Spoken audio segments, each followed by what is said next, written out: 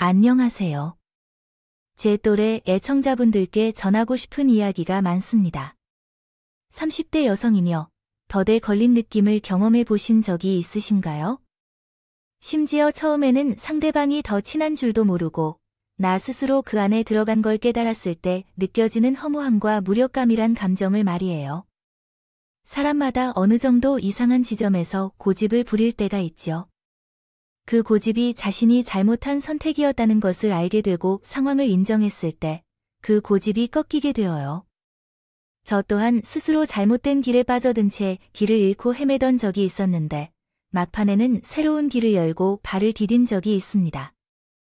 출구를 찾아 빠져나온 뒤 이야기를 듣고 계신 여러분께 종종 내가 내린 결정에 의심이 필요하다는 것에 대해 얘기해보고 싶습니다. 엄밀히 말하면 길을 잘못 든 것 같은 느낌이 들던 첫날은 아마 남편과 결혼 준비를 하며 처음으로 시댁에 인사를 드리러 갔던 날이었을 것입니다. 그 당시에는 제가 30 중반이었고 지인의 소개로 만난 남편은 30 후반이었습니다. 남편은 국내 유명 주류 회사의 영업사원이었는데 보통 영업사원이라고 하면 말발이 좋고 쾌활하며 부침성이 좋다는 이미지가 떠오르곤 하죠. 그러나 남편은 그러한 이미지보다는 차분하고 진중한 이미지를 가지고 있었어요. 또한 사람들이 보통 사소한 일에도 치중하는 경우가 많지만 그런 경우에 있어서도 남편은 함부로 행동하지 않고 있어야 하는지 삭제. 책임감이 넘치는 사람이었어요. 본인이 한 말을 끝까지 지키는 사람이었고 약속을 지키지 못할 사태는 아예 처음부터 약속을 하지도 않았어요. 다른 사람들은 그런 단호함을 냉정하고 인감이 없다고 할지 모르겠지만 저는 오히려 그런 남편의 모습에 더 믿음이 갔습니다. 나중에 남편과 진지한 관계가 됐을 때 그 책임감이 타고난 성정이 아니라 후천적으로 남편이지만 가져야 할 삶의 무게에서 왔다는 것을 알 수 있었네요.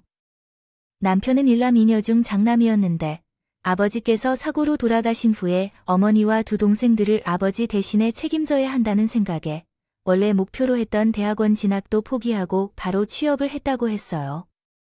그러더라고요. 먼저 떠난 가족의 빈자리까지 채워야 한다는 그 부담감, 제가 너무 잘 알죠.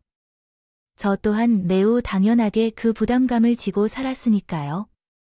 저는 30년 동안 한 우물만 판 사업가인 아버지와 그런 아버지 곁에서 버팀목이 되어 주신 어머니 사이에서 태어나 자랐습니다.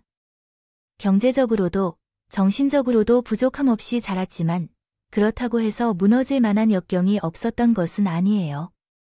제게는 같이 있으면서 혹시 쌍둥이라고 오해받을 정도로 닮은 2살 언니가 있었어요.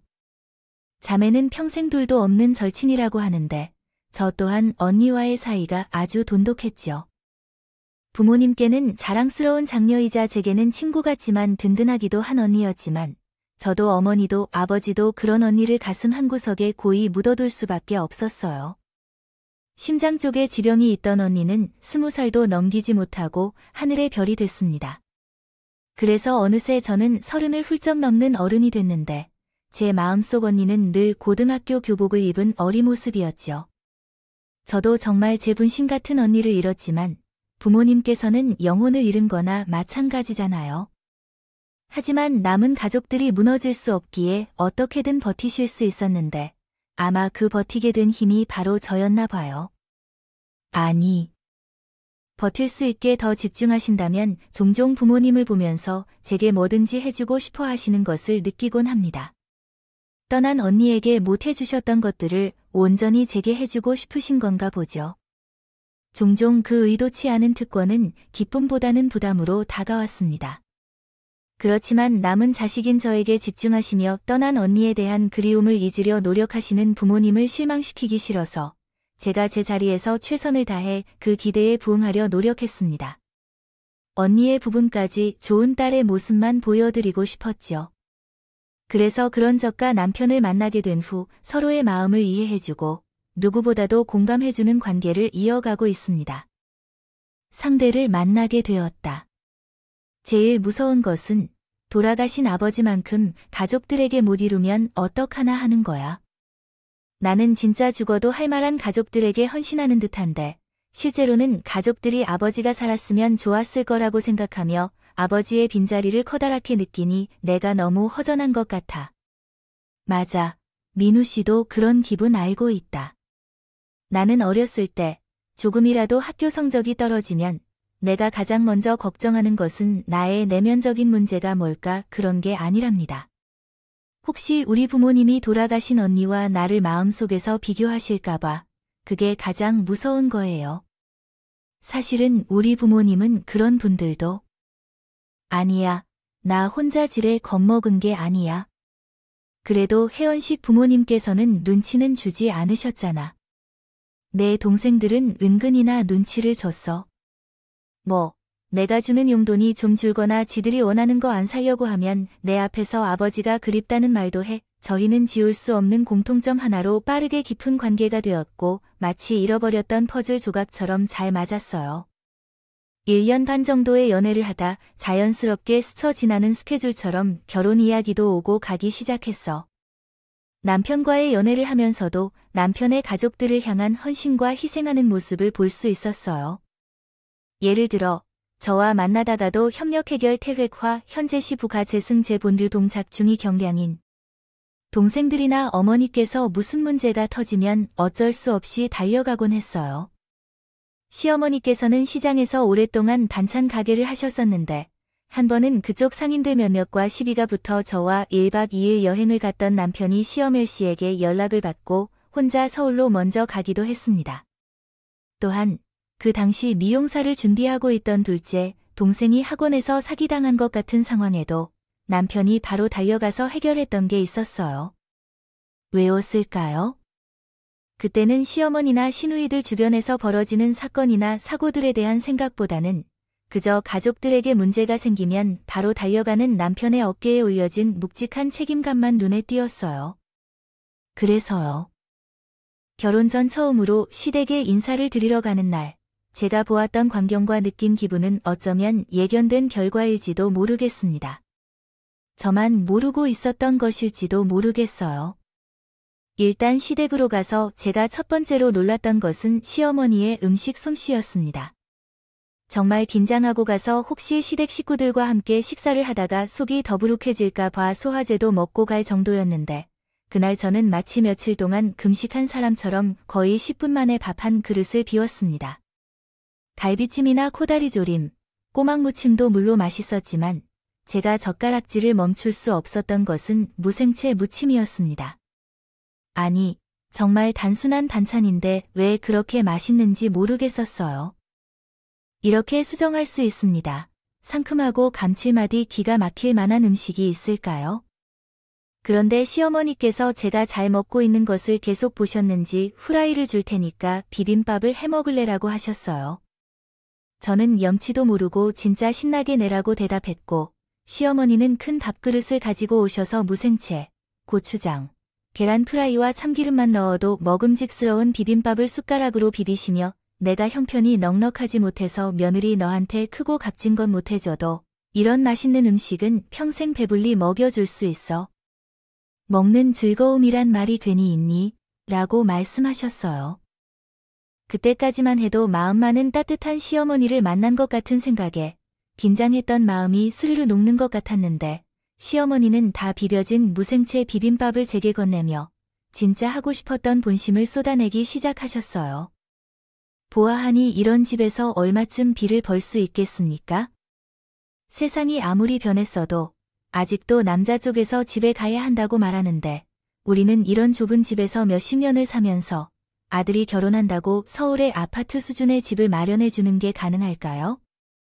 아니, 어머님, 그건 염려할 필요 없어요. 당연히 우리 둘이 결혼하는 거니까요. 우리 집을 우리가 구해야 해요.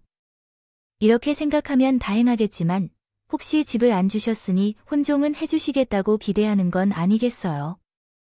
예를 들어 세탁기, 냉장고, TV는 모두 7에서 8년을 사용했어요. 그 전자레인지는 언제 산 건지 여기 서인이 고등학교를 졸업했을 때쯤 샀을 거예요. 그러니 결론은 남편과 저의 결혼에 1,000원 한 장도 보태줄 여력이 없다는 걸 어필하신 텐데요. 어떻게 할 수 없죠. 어차피 시댁의 경제적 상황을 몰랐던 것도 아니고 무얼 받을 생각도 추로 없었으니까. 하지만 시어머니의 말이 좀 불편하고 불편한 듯합니다. 저는 아무것도 받을 생각이 없는 사람인데도 마치 무언가를 바라는 사람인 것처럼 나중에는 침을 튀겨가면서 본인의 집에는 정말 돈이 없다며 하루 벌어서 하루 살아간다는 것을 강조하는 시어머니의 모습을 보는데 아깝게도 전에는 달큰하고 맛있던 무생채의 맛이 갑자기 씁쓸해지는 이유가 뭘까요? 문제는 그것만이 아니었습니다. 맏딸 신우이가 갑자기 돈에 관한 얘기로 분위기를 망치는 듯한 행동을 해서 소주병을 들고 나오는데 그 소주병은 옷자락 사이로 번쩍이는 문신이 가득한 팔꿈치에 끼인 채 있습니다. 그 말도 없이 외치며 술병을 들고 다가오면서 야 공서연, 갑자기 어떤 술이야? 너 내일 출근하잖아. 나 내일 출근 안 해 라고 말했습니다. 이번 달 초에 회사를 그만둔 거야. 그리고 원래 좋은 날에는 술이 빠져야 안 되는데 엄마는 코다리가 얼큰해서 막 술을 부르고 다니잖아. 새언니, 술 좀 해요. 술 장사하는 회사 다니는 남편을 만나서 좋은 것은 당연히 우리가 소중히 하는 술을 즐겁게 마실 수 있다는 거잖아요. 맞아. 새언니도 술을 좋아해서 우리 오빠랑 결혼하는 것도 있겠죠. 평생 공짜 술이 보장된 것과 마찬가지니까. 아까는 슬슬 들어가던 반찬들이 갑자기 속에서 콱 얹히는 기분이 들었어요. 돈 얘기로 시작하다가 돈 얘기로 끝난 시어머니의 말이 아예. 본인의 오빠가 결혼 상대를 소개하는 자리를 마련했는데 시누이들이 술잔으로 바꾸어 신이 나서 마시는 모습을 지켜왔습니다. 그날 집에 오는 길을 이끌어주던 남편은 대신하여 사과를 했지만 마음이 복잡해지는 것을 어루만졌습니다. 결혼의 결론을 봐야 한다고 하는 조언도 있지만 앞으로 만날 시댁 가족의 모습을 보니 당혹해졌습니다. 집에 도착하여 많이 생각하다가 표정 관리를 못한 것에도 불구하고 현관문을 열었을 때 시댁 아버지께서는 내게 많은 질문이 있는 표정이셨습니다. 잘 다녀왔어. 어땠어? 뭐, 그냥 그랬어요. 엄마가 넣으면 물어볼 게 많다고 아까부터 기다리다가 몸살이 좀 있는 것 같아서 약을 먹고 바로 잘 것 같아요. 근데 혜원아, 너 어째서 그런 표정이야? 가서 무슨 일이 있었는데 그냥 그랬던 것 같지 않아서. 아니야, 일이라니까. 시어머니 음식 솜씨가 좋아서 너무 많이 먹었나 좀 어녔나 봐, 이놈아. 아빠 속에 생각하지 마라. 라고 아빠가 그러니까. 그런 말에 그렇구나 하고 넘어가려고 하겠지? 얼른 말해봐. 우리 딸 마음을 불편하게 만든 게 뭐야? 귀신은 속여도 우리 아버지는 속이기 힘드네. 저는요. 착잡한 심정으로 아버지 곁에 앉아서 그날 있었던 일과 제가 느낀 감정에 대해 설명을 했습니다. 아버지께서는 처음부터 끝까지 끊지 않고 가만히 듣고만 계시다가 제 말이 끝나고 나서도 한참을 생각하시다가 입을 여셨어요. 그래서 혜원이 내가 뭐 때문에 마음이 불편했는지 또 뭘 걱정하는지 알겠다. 근데 이거 하나 딱 정리하고 넘어가 보자. 만약 혜원이 결혼 후에 내가 우려한 상황이 오면 공서방이 다른 거 다 지쳐두고 너 하나 지켜주고 내 편이 될 것 같아. 혜원이 내가 공서방을 얼마나 믿고 얼마나 사랑하는지 생각해 본 적 있느냐 그 말이야. 만일 나중에 무슨 일이 생겨도 우리 딸이 이 남자와만 결혼해야 된다는 결정을 한다면 아빠는 우리 딸이 가정을 꾸려서 행복해지기를 원하므로 무조건 도와줄 거예요. 아빠는 공서방을 만나봤을 때 처음에는 착실해 보였지만 혜원이 겪어보지 못한 일을 고려해야 해. 제가 경험한 내용만으로도 그 사람은 정말 좋고 책임감 있어서 결혼을 해도 될 것 같았는데 오늘 식구들을 만나고 나니 싱숭생숭해졌어요. 하지만 너가 보는 그 사람의 모습을 믿는다면 결혼해도 괜찮을 거야. 이젠 내게 맡기렴. 다른 가족 구성원들 때문에 걱정되는 것은 이해하지만 결국 함께 사는 것도 아니니까 너무 걱정하지 마세요. 또한 다른 걱정거리는 아버지가 덜어주시겠다고 하셨고 아버지는 제게 신혼집을 마련해 주시겠다는 폭탄 선언을 하셨어요. 그 전까지만 해도 남편과 제가 모은 돈으로 전셋집을 얻으려고 알아보았는데 갑자기 집을 아예 주신다니 너무 놀랐어요. 혹시나 또 다른 자식에 대한 부담 때문에 하시는 게 아닌가 생각했지만 제게 신혼집을 약속하시며 웃으시는 아버지의 표정을 보면서 더 이상 거절할 수 없었어요. 남편도 이 소식을 듣고 저희 집에 찾아와서 아버지와 어머니께 거의 절을 하는 기세로 감사의 인사를 했습니다. 저는 했습니다. 염치불구하더라도 도움을 받는 만큼 따님을 행복하게 만들어주겠다는 정말 감사하다는 말씀이에요. 그날 아버지와 남편이 처음으로 장인과 사위 사이의 관계로 술잔을 기울이게 되었고 서로 속 깊은 대화도 나눴어요. 아버지께서 신혼집을 준비해 주신다는 소식에 기쁜 건 남편뿐만이 아니었어요. 시어머니도 어느 날 제가 인사드리러 간 날 잘 먹었던 반찬 몇 가지를 쌌다고 남편과 함께 가져가도록 제게 말씀하셨거든요. 그러나 반찬은 그냥 나를 유인하려는 올챙이였던 거예요. 네, 민우한테 집 얘기 들었다면 어쩌면 사돈 올 만한 통도 끄인 거겠지요. 어떻게 이렇게 큰 일이 된 걸까요? 돈을 덜컥 써도 노른 사업하는 사람이 있다는 얘기는 들었는데 내가 이 정도로 부유한 줄은 몰랐어. 대체 어떤 회사를 경영하길래 딸자식 결혼하고 서울의 아파트를 쉽게 살 수 있지? 아, 저도 아버지의 사업에 대해 잘 알지 못해서요. 에이, 그래도 기본적인 것은 알 거야. 매출은 1년에 얼마나 되고 사원은 몇 명이나 되는지 대체 규모는 어느 정도야? 궁금해 죽겠어. 어머나, 정말 제가 아는 게 없어요. 아이고, 내가 그리 설령 그래도 나중에 사돈 얼른 은퇴하면 그 회사는 내가 상속받는 거니? 우리 민우. 지분은 얼마인가요? 얼마나 남았는지 궁금한 것뿐이에요. 어머니, 그만 좀 하세요.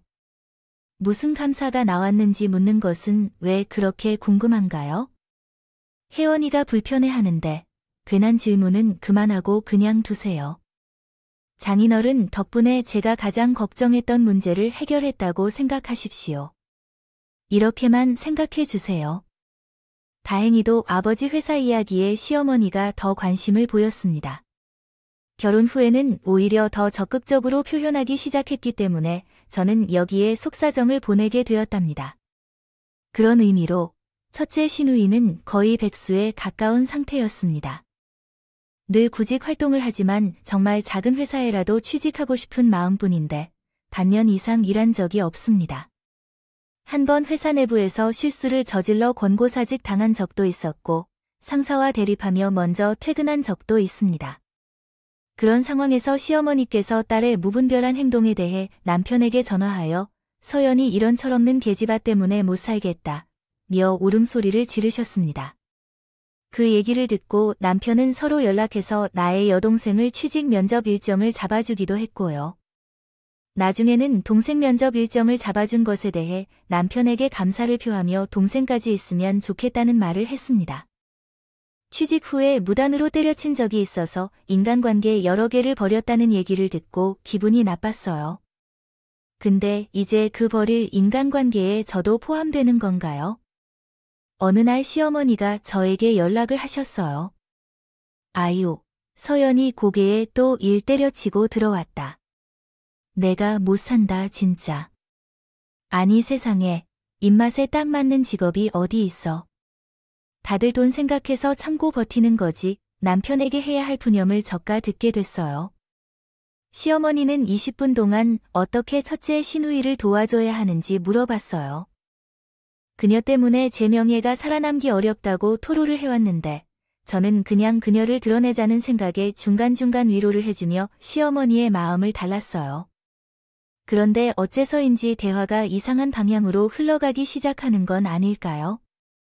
이 아이는 한 군데에 자리를 잡지 못하는 것 같았는데 가만히 생각해보니 그냥 다른 사람일 뿐이라고 생각해서 그렇지 않을까요? 주인의식이 없는 것 같아서 단순히 돌아서면 끝나버리리라고 생각해서 마음이 붙지 않는 것 같아요. 그래서 설명하고 싶은 건데, 혜원아, 혹시 너희 아버지 회사에 빈자리가 없을까요? 제가 부끄러워서 편한 자리를 요청할 수 없어서 그냥 쓰레기통 비우는 일이라도 괜찮을 것 같다고 생각해요. 아버지의 회사라면요. 얘도 눈치가 보여서 잘 그만두지 않겠니요? 그래도 가족 회사니까 이건 대체 무슨 논리입니까? 취직해서 일하는 시간보다 백수로 보내는 시간이 배는 더 많은 시누이가 저희 아버지의 회사라고 갑자기 생기겠냐고요. 그냥 시어머니께서 한심한 딸 모습 더는 보기 싫으시니 쉽게 제게 부탁해서 치워버리려는 것뿐입니다. 당장 거기서 생각 있는 회사면 아마 시누이를 안 쓸 거라고 말하고 싶었지만 최대한 부드럽게 거절했습니다. 어머님, 아가씨가 저희 아버지 회사라는 이유로 버틸 수 있겠어요? 지금까지는 남편의 지인들의 도움으로요. 취직했을 때도 무단 퇴사하는 거 많이 봤어요. 아니, 그러는 건 다른 이야기고 현실은 다를 수 있으니까요. 또한 청소는 건물 관리에 관련된 업무라서 권한이 부족할 수도 있고요. 또한 출장이 많고 현장 작업에 많이 나가야 할 것이기 때문에 힘들 것 같아요. 제 딸인 저도 아버지 회사에 취직할 생각은 없었고 다른 회사에서 일하고 있어요. 다행히도 제게는 단호한 태도로 일 처리에 나서고 시어머니는 더 이상 말을 걸지 않았고 결국 남편도 제 이야기를 듣고서는 이상한 생각을 하지 않아 주었어요. 어머니가 선을 넘었다고 말하더라고요. 만약 본인 동생이 또 일을 그만두면 장인어른 보기 민망한 건 자기라고 말이죠. 이때까지만 해도 시댁 식구들이 관련된 문제에 대해 남편과 저와 어느 정도 같은 생각이라고 생각했습니다. 근데 시간이 갈수록 시누이들이 상상을 초월할 정도로 사건 사고를 만들고 다니면서 저와 남편의 사고 자체가 완전히 다르다는 걸 알 수 있었어요. 어느 날 밤 남편이 전화 한 통을 받았어요. 잠결에 놀라서 더듬거리는 남편의 목소리를 듣고 깼는데 전화가 온 곳은 다름 아닌 경찰서였습니다. 늦은 밤까지 술을 마시던 시누이가 술집에서 옆자리 일행들과 시비가 생겼고 결국 그 시비가 몸싸움으로 번지게 됐다는 얘기입니다. 시누이는 3명의 여성들 중 1명의 얼굴과 몸을 생채기로 손상시킨 후 발목을 골절시켰으며 또 다른 1명은 손목을 꺾는 등의 상처를 입혔다고 해요. 정말 어처구니 없는 상황인데 이게 마치 한밤의 악몽이 아니면 뭔가요? 그날 밤 그의 남편은 당장 경찰서로 달려가서 이 사건을 신고했고 해가 뜬 후에 피해자들에게 합의금을 지불하지 않으면 시누이가 전치 3주의 폭행죄로 고소당할 수도 있다는 얘기를 들었다고 해요. 3명의 피해자들에게 지급한 합의금을 합산하면 1,000만 원이었는데 당장 백수로 살고 있는 첫째 시니와 하루 벌어 하루 살아가는 시어머니가 어떻게 그 합의금을 받을 수 있겠어요? 미용실에 취직한 지 몇 년 안 된 둘째 시누이도 그만큼의 돈을 모으지 못했을 테고요. 그런데 이상하게 남편이 조용한 겁니다. 아가씨, 합의금 어떻게 됐어요? 기한이 언제까지인지 말도 안 했대요. 물어봐도 그냥 착잡한 얼굴로 한숨을 쉬면서 모르겠어 라고만 합니다. 그래도 미우나 고우나 남편이 아끼는 동생이 전과자가 될 수 있는 상황에서 제가 더 걱정돼서 첫째 시누이에게 전화를 했어요. 그러나 그렇게 전화해서 정말 황당한 얘기를 듣고 말았습니다. 합의금을 말하는 거죠. 그거 나중에 오빠가 처리했어요. 언니 몰랐어요. 설마 그 오빠가 남편인가요? 1,000만 원이라는 거액을 남편이 어떤 재주로 알아내서 그런 거에 도와준 거 아니라면 제게 한마디도 없이 바로 시누이에게 주다니요.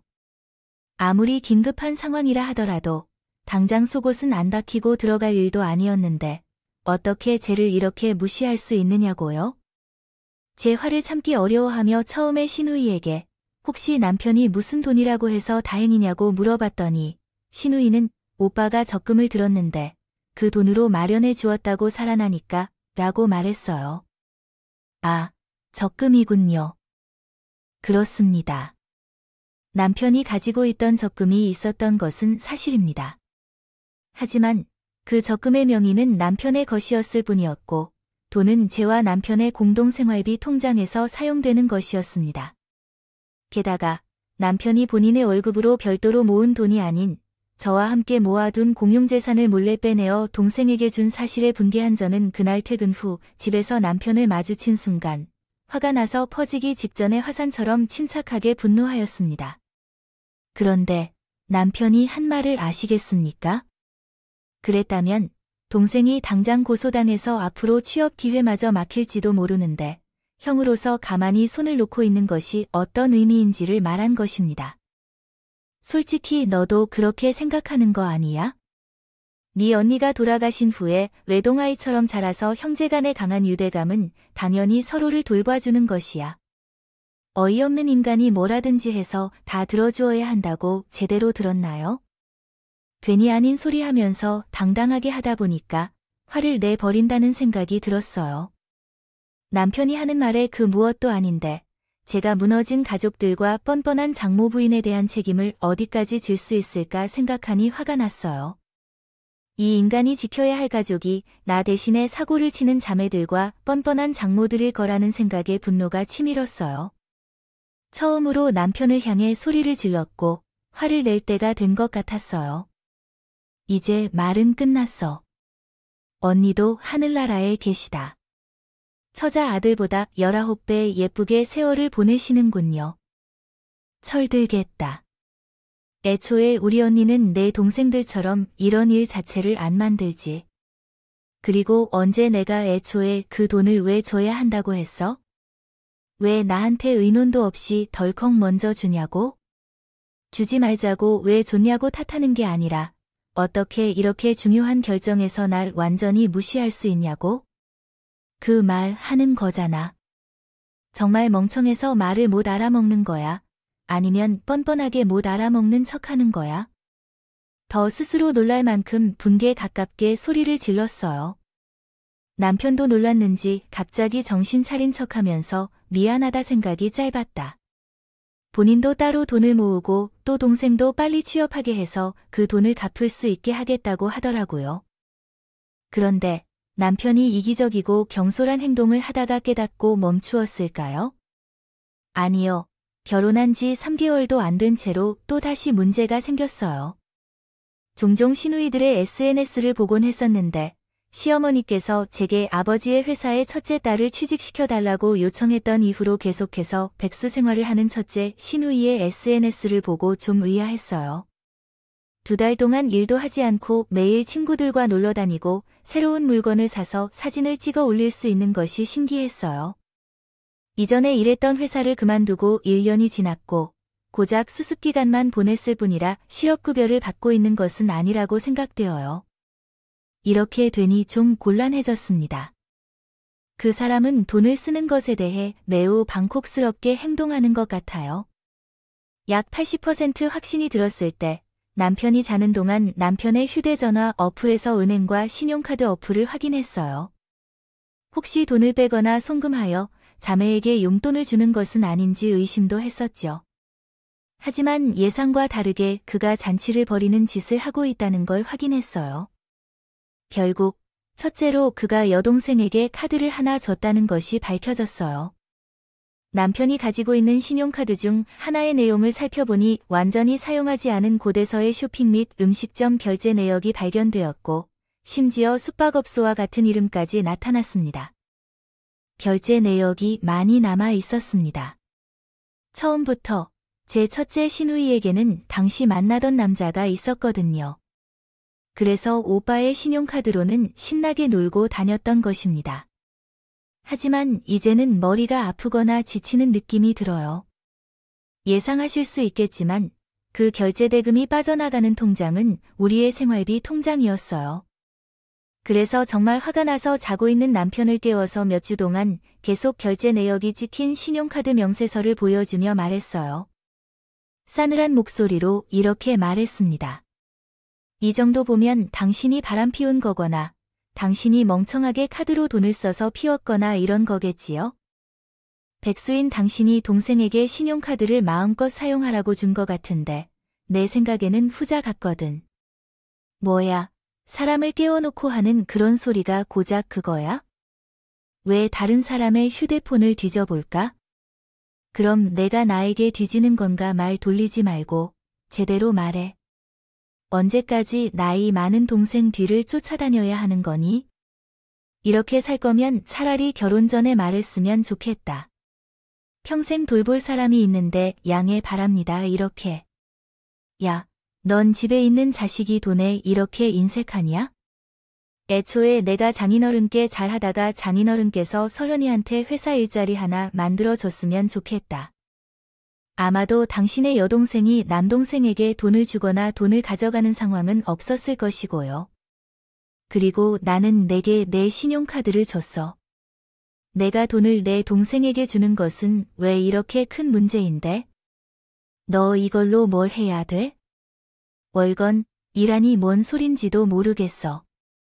너는 착한 집 아이라서 내 돈과 내 돈을 구분 못할 정도로? 결혼했으면 이제서야 경제적으로 독립적으로 살아야지. 맞아. 너 그 말 후회하지 말아라. 남편이 백수인지 동생에게 준 카드를 다시 가져올 생각은 0.1%도 없어 보이기 때문에 나는 전략을 바꿔야겠어. 그 다음날 첫째 신우이에게 전화했다. 쓸 만큼 쓴 것 같으니까 카드를 돌려달라고 했어. 카드 내역을 오빠에게 문자로 보내도록 했어요. 애인과 함께 숙박업소를 방문한 기록이 있다는 건 부끄럽지 않냐고 묻는다면서 말했어요. 하지만 그 남자의 동생이라고 신우이는 오히려 부끄럽지 않냐고 체계해서 말했어요. 부끄럽지 않아요. 결혼한 지 얼마나 됐다며 남편이 어디에 돈을 쓰는지 다 간섭하고 다니고 있어요. 오빠가 나에게 준 카드까지 왜 간섭하냐고 물었고 언니가 나를 취업시켜 주었다면 처음부터 이런 일은 발생하지 않았을 텐데요. 언니가 자초한 거니까 너무 억울해하지 마세요. 그 건방진 말을 듣고 어떻게 했을까요? 여권을 신고하여 카드를 정지시켰습니다. 이미 남편의 휴대폰 번호, 주민번호, 카드번호, 비밀번호 등을 가졌다고요. 번호를 알기에 어려운 일이 아니었어요. 저는 카드사에 전화해서 정지를 요청한 후 그날 밤 같은 망신을 당했어요. 제 친구들한테 한턱 낼 생각이었는데 다 먹고 카드 결제가 되지 않아서 울고불고 했죠. 돈을 벌지 않으면서 왜 다른 사람의 돈으로 한턱 낼 생각을 했을까요? 게다가 제 남편이나 시누이가 계속해서 제가 우리 아버지의 회사에 바로 직장을 찾아달라는 것을 이유로 말을 하면서 넘어질 것이라고 했거든요. 그래서 시어머니, 시누이, 그리고 남편이 있는 자리에서 결단을 내리기로 했습니다. 어머님, 전에 우리 아버지 회사에서 아가씨가 취업할 수 있느냐고 물어보셨죠. 이번에 아버지께 말씀드리니 사무실과 화장실 창고를 청소하는 일자리 하나가 비었다고 생각되어 면접을 보러 오라고 하셨는데 이해 어떠세요? 네, 청소요. 청소요. 아가씨가 합의금으로 빌려간 돈은 나날이 지나서 갚아야 하는데 취직해서 돈을 벌어야겠죠. 무슨 소린지요? 그 돈을 왜 갚아야 해요? 오빠가 그냥 나 쓰라고 준 건데. 무슨 말씀이시죠? 그 돈은 아가씨 오빠가 모은 돈이 아니라 내가 번 돈이기도 하답니다. 당신은 말 안 했잖아요. 그럼 지금 말하면 되겠네요. 아무튼 생각이 있으면 아버지께 말씀드릴게요. 아마도 직원들이 출근하기 전까지 청소를 다 해야 할 것 같습니다. 아침 7시 전에 출근해서 일을 끝내야 하고 그 후에 화장실 청소를 하고 남은 시간에는 자재가 있는 창고까지 들어가야 할 것 같습니다. 아마 오후 5시까지 끝나지 않을 것으로 예상되는데 그동안 돈 갚는 건 매달 월급에서 점차 빼내는 방식으로 하는 게 어떨까요? 당연히 아버지 회사에 자리가 남아있다는 얘기는 거짓말이었고 또 당연히 인내심이 하나도 없는 언니가 그런 조건을 받아들이지 않을 것을 알고 말했던 거예요. 그때 거짓말쟁이 남편과 시어머니 그리고 인내심이 없는 언니의 표정이 서로 비슷해서 꽤 재미있었어요. 그렇다고 시어머니와 시누이들이 더 이상 선을 넘는 부탁을 하지 않았습니다. 이번에는 둘째 시누이가 문제였어요. 시어머니가 둘째 시누이가 결혼할 남자를 데려온다고 저도 남편도 오라고 하셨어요. 여기까지는 문제가 아니었죠. 둘째 시누이의 결혼을 앞두고 하하호호하며 대화를 나누고 있는데 들어보니 남자 쪽에서 집안도 괜찮고 능력도 있는 것 같더라고요. 인물도 나쁘지 않았고요. 둘째 시누이는 얼굴이 오밀조밀 예뻤는데 잘 어울리는 한상이라 하고 별다른 생각을 안 하고 있었습니다. 시어머니가 화통하게 웃으시며 혼주는 걱정하지 마십시오. 서인이 올해비가 2천만 원까지 도와준다는 말을 내뱉을 직전까지 말이에요. 더 환장할 일은 시어머니가 그런 말에 남편까지 웃으면서 당연하지. 우리 막내 결혼하는 데는 정도는 해야지 라고 맞장구를 쳤다는 거예요. 진짜 둘째 시누이의 결혼 상대가 시댁을 나가기 전까지 허벅지를 바늘로 후벼 파는 심정으로 참았습니다. 당장 얼어 죽을 2천이야 라고 소리치고 싶은데요. 그리고 마침내 둘째 시누이와 결혼할 남자가 이제 집에 간다고 나갈 때 저는 억누르곤 했습니다. 왔던 질문을 시어머니와 남편에게 던졌습니다. 여보, 혹시 나랑 결혼하기 전부터 따로 둠칫한 아가씨와 결혼 준비를 하고 있었나요? 아니요, 그런 건 아닙니다.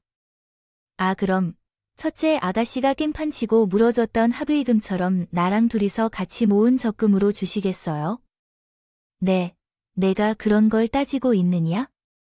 그건 너를 만나기 전부터 민우와 같이 동생들에게 약속했던 거야. 결혼할 때 아버지 대신 혼수해 주겠다고 했어. 전 처음 듣는데요. 근데 그럼 그 돈을 당연히 따로 모아둬야 하는 거 아닙니다. 결혼한 후에 그 약속된 돈에 제 돈도 포함되지 않았어요. 어머님은 이미 남편이 마음대로 첫째 아가씨 합의금으로 적금을 한 번 깼고 나머지 적금도 깨기에는 한 달에 우리도 고정적으로 나가는 지출이 꽤 많아요. 그리고 언제까지 이 사람이 야, 너 지금 뭐 하는 짓이야? 왜 제 주체성을 넘어서 내가 한 약속에 대해 우리 어머니에게 말을 많이 하는 거냐고. 내 동생이 결혼하는데 돈 좀 쓰겠다는데 그렇게 떨어져서 돈을 조금 썼다고 우리 가족을 무시하는 거야 뭐야? 너 설마 언니가 예전에 죽어서 뭐 자매? 결혼했는데 뭘 받을 건 없으니 나한테도 똑같이 주기 싫어서 그러는 거야? 미쳤어. 드디어 너 완전히 돌아간 거야? 애초에 무시당할 짓을 하지 마. 우리 결혼한 지 이제 고작 3달 넘었어. 근데 지금까지 당신 가족들과의 문제로 싸운 게 벌써 몇 번이야? 그중 돈 문제는 또 몇 번이고. 당신이나 당신 가족이 행동을 너무한다고 생각하지 않니? 이렇게 될 거면 뭐하러 결혼했냐? 그냥 어머니랑 동생들이랑 오순도순 서로 등골 다 발라가며 살지. 난 그렇게 못 살아. 내가 이 집에 물주로 호구로 들어왔어. 그래서 저는 시댁에서 나와 혼자 집으로 들어왔습니다. 나는 이후에는 남편과도 시댁 사람들과도 진짜 대면하면서 남자처럼 지냈어요. 집에 남편과 둘이 있을 때는 대화조차 거의 하지 않았고 찬바람 소리만 들렸어요. 그러나 그런 어색하고 애매한 분위기가 유지되지 못하고 아예 파국이 된 사건이 또다시 벌어졌습니다. 이 모든 일들이 넉 달도 채 되지 않는 기간 안에 일어났다고 하면 여러분은 믿으실까요? 남편은 그날도 술자리라는 핑계로 주말임에도 아침부터 밖으로 나갔고 나는 혼자 집에 있었어요. 오랜만에 혼자서 여유롭게 지내는데 아직 점심도 되지 않은 시간에 시어머니로부터 전화가 왔더라고요. 옆에 민우가 있어요. 아니요, 나갔어요. 무슨 일이세요? 예, 어떻게 알게 됐는지 모르겠는데 당신의 지명이가 아직도 민우랑 공동명의가 아니에요. 네, 갑자기 그걸 왜 묻는 거죠? 근데 어떻게 알았어요? 그 사람이 그렇게 말했대요. 아니, 너 말 돌리지 말고 묻는 말에 대답이나 해줄래요? 산지 조금만 지나면 반년 되는데 어떻게 여직 너 혼자 그 집을 갖고 있어요? 당장 내 아들의 이름을 넣어서 공동명의로 바꿔야지. 어머님께서 제 돈으로 산 게 아니라 우리 아버지의 돈으로 산 집이에요. 딸이 결혼했으니까 제 명의로 해주시긴 했지만요. 아버지께서 살아계실 동안 일단은 아버지의 재산인 집이라고요. 그러나 왜 그걸 당연하다고 어머니께서 당장 공동명의로 돌리라고 하는지 이유를 모르겠네요. 얘 말하는 싸가지 봐라. 야, 너 거기 가만히 있어. 제게 가만히 있으라는 시어머니께서 아예 첫째 시누이까지 대동해서 집으로 찾아왔어요.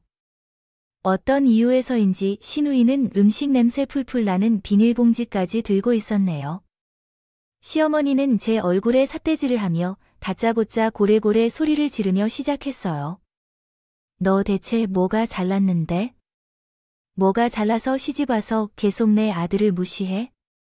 내가 뭐, 직업이 잘난 것 같음? 얼굴이 연예급이야? 몸매가 잘 빠지셨네요. 그냥 좋은 거라곤 무슨 말인지 모르겠던데, 지혜, 빚자거나 사업인지 뭔지로 돈 좀 만져서 살 것뿐이래요. 그때까지 사업으로 돈 벌어서 산 집이에요. 그렇게 무시하는 사업으로 돈 벌어서 산 집에 왜 그렇게 미련이 있어요? 또 어머니 결혼할 때 뭘 사달라고 하신 적이 있으신가요? 나중에는 보내주신 반찬도 반찬 가게에 손님 없다며 제게 사 먹으라고 하셨잖아요. 그런 주제로 대체 무슨 자격으로 제 명의로 돈을 돌릴래라 하세요? 와, 진짜 싸가지가 없네요. 엄마가 내가 말했잖아. 보통 싸가지라는 게 아니라서 우리 둘이 말하므론 그럴 때도 있거든.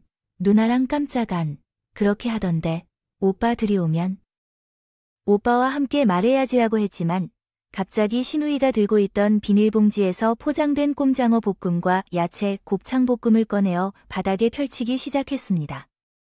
물론 술도 빠지지 않았습니다. 남편이 오기 전까지 기다린다며 신우이와 시어머니는 거실 바닥에 앉아서 낮술을 마시기 시작했어요. 그 광경은 정말 세상에서 본 어떤 것보다 추하고 어처구니 없는 것이었습니다. 이성은 없고 본능만 남은 날 것의 광경을 보는 기분이었어요. 그래서 제가 그냥 알아서 해라고 생각하며 안방으로 들어갔어요. 남편이 울지 말지 그것에는 변함이 없으니까요. 자연스러운 문장으로 재구성하겠습니다. 지친 채로 자연스레 흘러내리길 바랐어요. 상식적인 수준조차 맞지 않아 대응할 힘이 나지 않았거든요. 몇 시간이 지난 후 갑작스럽게 초인종 소리가 들렸습니다. 거실에서 발자국 소리가 들려서 나가기 꺼려했지만 문을 열 때 초인종을 누른 소리에 어쩔 수 없이 밖으로 나갔어요. 그러자 초인종의 주인이 바로 아랫집 이웃이었습니다. 주말에 발망치 소리 때문에 참다 못해 올라온 이웃의 불평이었죠. 일단 사과를 한 후에 책임지는 사람을 되돌려주고 거실로 되돌아왔습니다. 내가 저지른 잘못 때문에요. 이웃에게 고개를 숙여 사과했는데 술 좀 마시고 있는 동안 서로 발을 구르며 빨빨거리는 두 사람을 보고 이성의 끈이 뚝하고 끊어지는 소리가 났습니다. 저는 당장 바닥에 퍼져 앉은 두 사람에게 다가가 바닥에 펼쳐진 음식이 담긴 일회용 용기를 발로 차버렸어요. 하늘로 날아오르는 일회용 용기에서 튀어나오는 빨간 기름이 시어머니와 시누이 얼굴에 사정없이 튀었고 웃고 있던 표정은 한순간에 일그러졌습니다. 작작 좀 해요. 작작. 우리 아버지가 사준 내 지명에 안 닦고 준다고 시위하는 거예요.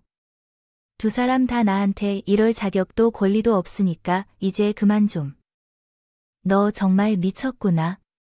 완전히 미쳤어. 너야말로 이게 뭐 하는 짓이야?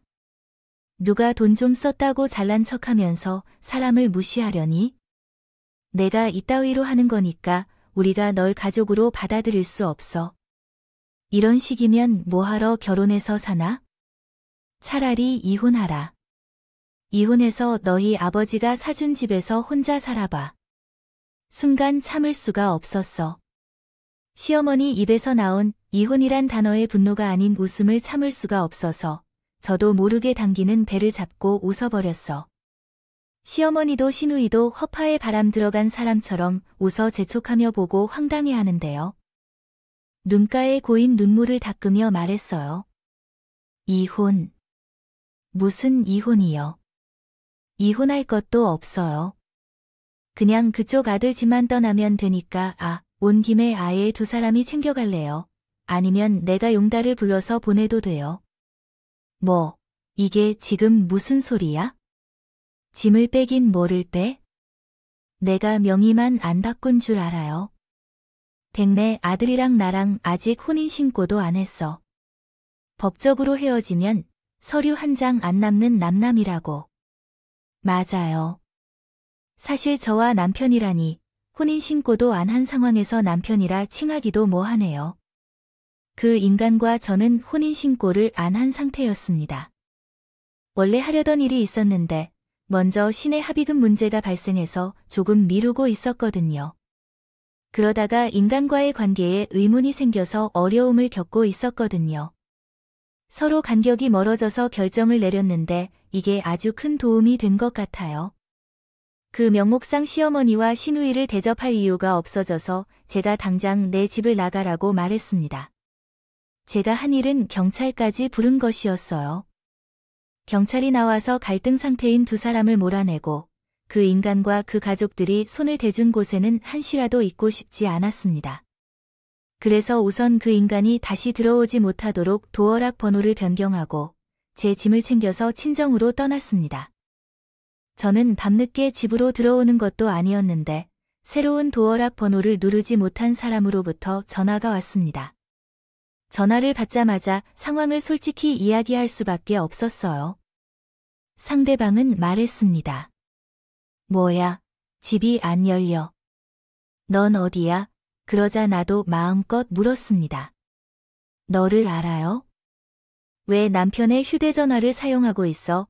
상대방은 놀라며 이야기했습니다. 너 누구냐고? 그리고 나는 대답했습니다. 아, 남자친구인 줄 알았는데. 그러자 상대방은 남편이야. 남편 없다면 혼인신고를 한 적이 없어도 함께 살았던 쓰레기 같은 놈이 있었어. 이 말에 나는 당황했습니다. 쓰레기라니, 그 쓰레기가 누구야? 혼란한 마음에 그의 말이 이해가 되지 않았어요. 자꾸 무슨 얘기를 하는 거니? 하고 물었더니 상대방이 끊어버렸어요. 그리고 나는 생각했습니다. 이 사람이 대체 무슨 얘기를 하는 건지 궁금하면 그의 가족에게 물어보라. 그리고는 전화를 끊었죠. 다음날 술에 취했는지 아니면 제가 쫓아낸 것인지 가족한테 무슨 얘기를 들었는지 연락이 와서 혜원아, 내가 시킨 것도 아니고 어머니랑 서연이가 멋대로 가서 너한테 난리친 걸 왜 나한테 그래? 내가 다시는 안 그러게 일러둘게. 그 집 내 것 맞아. 나는 공동명의 꿈도 안 꿨어. 라고 눈물겨운 변명을 하더라고요. 저는 일 없다고 했습니다. 더 이상 함께 살아봤자 너랑 나가 법적으로 부부가 될 일이 없으니 더 이상 시간을 낭비하지 말자고 했어요. 그 얘기를 듣고 뒤인간이 어떻게 했을까요? 처음에는 제 어머니랑 동생을 보내서 사과를 시키더라고요. 진짜 끌어넘칠 것 같은 울분을 삼켜면서 이빨까지 꽉 깨물고요. 그런 일은 더 이상 일어나지 않을 거예요. 우리가 주제를 넘어서 매정하게 행동했었던 것에 대해 미안하다고 사과하는 시어머니와 시누이를 보며 마음이 통쾌하기도 했지만 솔직히 좀 귀찮았어요. 사과를 받으면 그것을 용서해 주어야 한다는 무거운 짐이 생길 수밖에 없잖아요. 저는 용서할 생각조차 없었기 때문에 앞에 있는 두 모녀가 사과한 후에도 아무 말 없이 자리를 떴습니다. 그 후에 그 인간의 짐들을 완전히 정리하여 예전에 제가 시댁이라고 불렀던 집으로 보내니 나중에는 제가 협박을 당할 정도로까지 이르렀어요. 사실혼 관계에서는 위자료 청구가 가능하다는 것을 당장 위자료 소송을 암시하면서 협박을 했습니다. 그 사실에 대해서는 제가 그 불쌍한 인간에게 말씀드렸죠. 결국 사실혼이 되기 위해서는 공동생활하는 것도 함께해야 한다는 사실을 알게 해주었습니다. 재산이 만들어졌다는 것은 입증되어야 하지만 내가 이를 입증할 준비가 되어 있는 건가? 나와 함께 했던 적금 계좌가 있다고 하던데 너무 들끓어서 자신의 동생들에게도 다 나눠줬잖아. 게다가 생활비까지 자기 임의로 손을 대면서 이게 공동재산인 줄 알아?